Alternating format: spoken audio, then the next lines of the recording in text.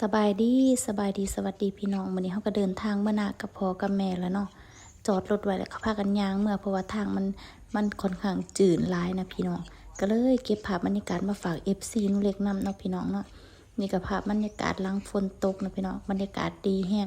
ภาพบรรยากาศแบบนี้นุ่เล็กกับ่ได้สัมผัสมา10 กว่าปีแล้วเนาะพี่น้องนี่ก็เป็นภาพบรรยากาศจากน้องสาวทางลาวส่งมาให้พี่น้อง เอาก็เลยเอามาฝากFCนี่เขานี่เลยกำลังงามพี่น้องกำลังตั้งท้องล่ะทางฝั่งไทยเฮาเป็นจังไดเนาะเขาตอนนี้ก็เริ่มตั้งท้องกันแล้วบ่เนาะเริ่มตั้งกอตั้งอันนั้นแล้วบ่เพราะว่าทางบ้านทางลาวนู่นเลยก็จะเป็นหน้าดำเนาะพี่น้องเนาะทางภาคอีสานบ้านเฮาเด้พี่น้องเป็นจังไดเนาะเขางามเขาเขียวไปเนาะส่วนหลายก็สิเห็นแต่เพิ่นเฮ็ดหน้าหวานเนาะพี่น้องเนาะน้อยที่แบบสิเฮ็ดหน้าดำตอนนี้ก็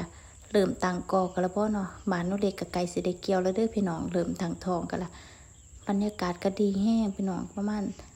3-4 โมงแรงน้องส่งมาให้เก็บภาพบรรยากาศมาให้พี่น้องได้เบิ่งกันเนาะนี่ก็เป็นหน้าของนูเล็กเองเนาะพี่น้องเนาะน้องสาวเก็บมาฝากบรรยากาศดีค่ะเสียงกบเสียงเขียนห้องมื่อนี้เขานูเล็กกะปีนี้กะแม่ว่าถือว่าใส่ได้อยู่ก็ถือว่างามอยู่พี่น้องกะ บ่ถือว่าขี้หลายขี้เลก็สิได้กินเขาวน้ำเพิ่นอยู่ดอกปีนี้นะอันตอนช่วงก่อนหน้านี้ฝนบ่ตกแม่ว่ามันแบบว่าอยากเลืองแหน่จักหน่อยกะช่วงนี้ฝนตกลงมาเล็งๆแหน่ก็สิงามแล้วพี่น้องในบรรยากาศนี่เอามาฝากพี่น้องเนาะสำหรับคนไกลบ้านกินฮอดบ้านขึ้นเล็กนี่เนาะพี่น้องเนาะก็มาเบิ่งคลิปเนาะเล็กให้กินฮอดบ้านเนาะพี่น้องเนาะสุดลูกหูลูกตาลงไปก็เป็น หน้ามันก็ติดกันแน่จักหน้อยนะพี่น้องเนาะก็จะเป็นของ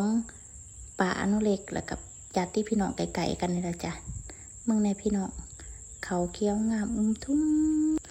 สำหรับนุเล็กกับบริสัมผัสบรรยากาศแบบนี้มา10 กว่าปีแล้วจ้ะพี่น้อง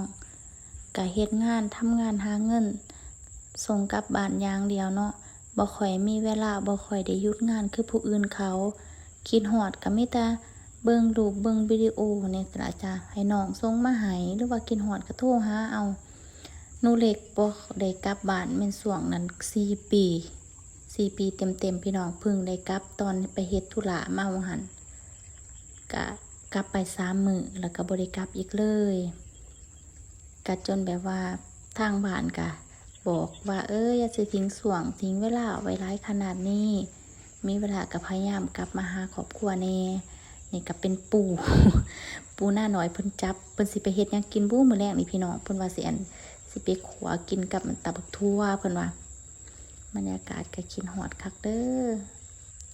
สะออนเขาอีแม่ปีนี้งามแห้งปีนี้ก็งามถือว่าใส่ได้เลยเพิ่นว่างามกว่าทุกปีเนาะพี่น้องเนาะในกะสิพาให้พี่น้องไปเบิ่งคลิปไปชมคลิปเต็มๆกันเลยเนาะจ้ะพี่น้อง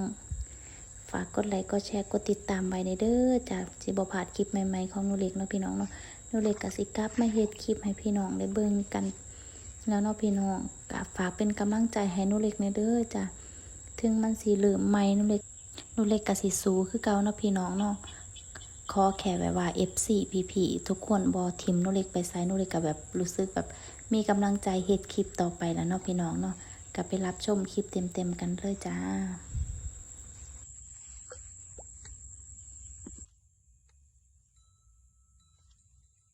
เจ๋งเนาะ